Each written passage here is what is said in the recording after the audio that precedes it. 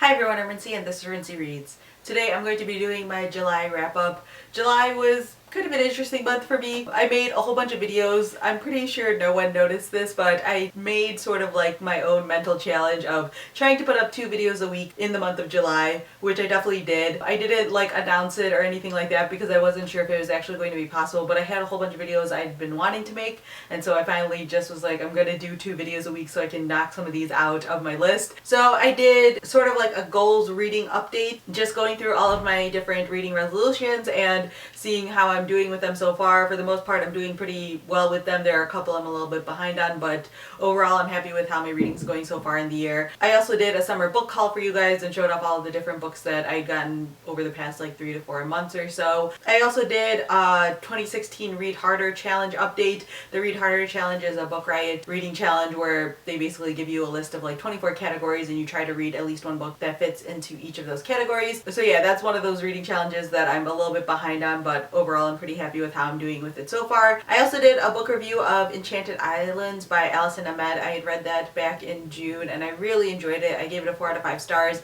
and so I talked about why I enjoyed that book so much in that book review, so you guys can check that out if you are interested. And then this past Friday I posted a video talking about the Middlemarch read-along that I'm going to be doing in the month of August. If you are interested in reading Middlemarch by George Eliot in the month of August, definitely check that video out. I made like a spreadsheet with like a reading schedule and everything, so that way we can all be reading along at around the same pace. So yeah, definitely check out that video, and I'd love to have more people involved. There's already a bunch of you guys who said that you're interested in doing this, which is always so exciting for me. I always am like slightly terrified that everyone is going to be like, no, why would I want to read that book with you? And then obviously there was the booktubeathon. If the booktubeathon didn't happen this month, there's a pretty good chance I would have only read like 4 books this month, because prior to the booktubeathon I only finished 2 books, and I think they were both audiobooks.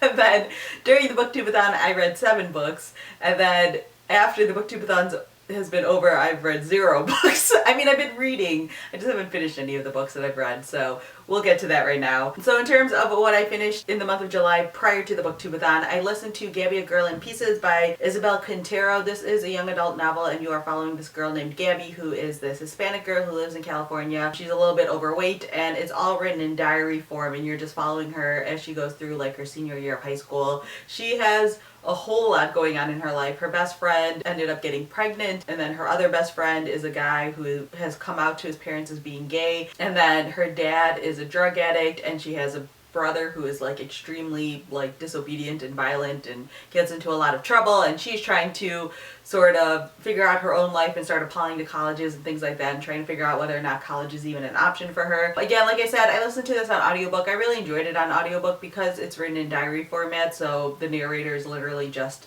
Gabby's voice talking to you and just reading her diary entries out loud. I gave it a 3 out of 5 stars. I liked it. I didn't super love it. Her life is so dramatic, and there would be points where I'm just like, wow, this just has everything in it, and it sometimes felt like a little bit too much, but I could tell what the author was trying to do with all of it. Gabby describes herself as being boy crazy, and that whole part of the story sort of was just like a little bit annoying to me, but I like this book because Gabby is fat and she deals with being fat, but it isn't about her being fat, and she's able to sort of like find love and have boyfriends and date around and be attractive to the guys in her life. They don't really like make fun of her for being fat or anything like that. It's just like sort of a part of who she is, and she addresses it in the way that normal people address the things that are happening in their life, but it isn't like the center point of the story, which I found really refreshing. The other audiobook that I listened to was Rising Strong by Brene Brown. This is the second Brene Brown book that I've read. I read Daring Greatly last year and I really enjoyed it. It was one of my favorite books of last year, and so I've been eagerly anticipating reading Rising Strong or listening to Rising Strong,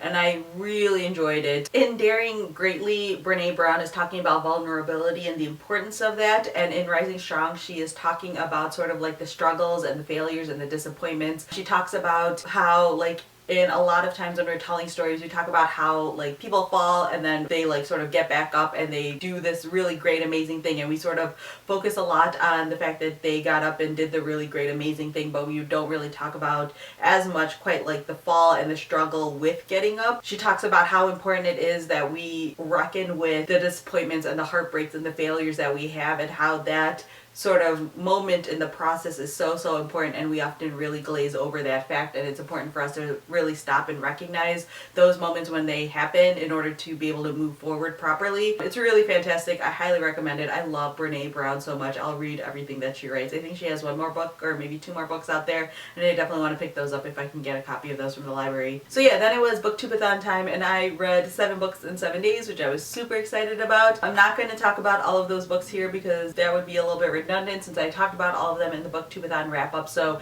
definitely watch that video for my thoughts on all of these books. But the 7 books that I read were The Archive by Victoria Schwab, The House on Mango Street by Sandra Cisneros, Another Brooklyn by Jacqueline Woodson, The Spy Who Came In From the Cold by John Le Carre, One Crazy Summer by Rita Williams Garcia, Burn Baby Burn by Meg Medina, and then The Transmigration of Bodies by Yuri Herrera. Like I said, I talked about all those books in the wrap up, so check out the wrap up if you're interested in my thoughts on those books. I enjoyed almost all of them. That wasn't really a big fan of The Spy Who Came In From the Cold, and I'll also be doing a separate review on Burn Baby Burn by Meg Medina that will be coming in August. So yeah, that was basically my July. I'm still reading the Alexander Hamilton biography. I am scheduled to finish that in the month of August, so I'm super looking forward to that, if only because I can finally be done with it. I'm enjoying it, but you know, reading a book for 3 months kind of takes a little bit of a toll on you. I've decided to give up on A Brief History of 7 Killings because I got to the halfway point and realized I really didn't care about it anymore. I was reading it in the beginning of the month, which is part of the reason why I didn't read a whole bunch before the booktubeathon, and then I put it down for the booktubeathon,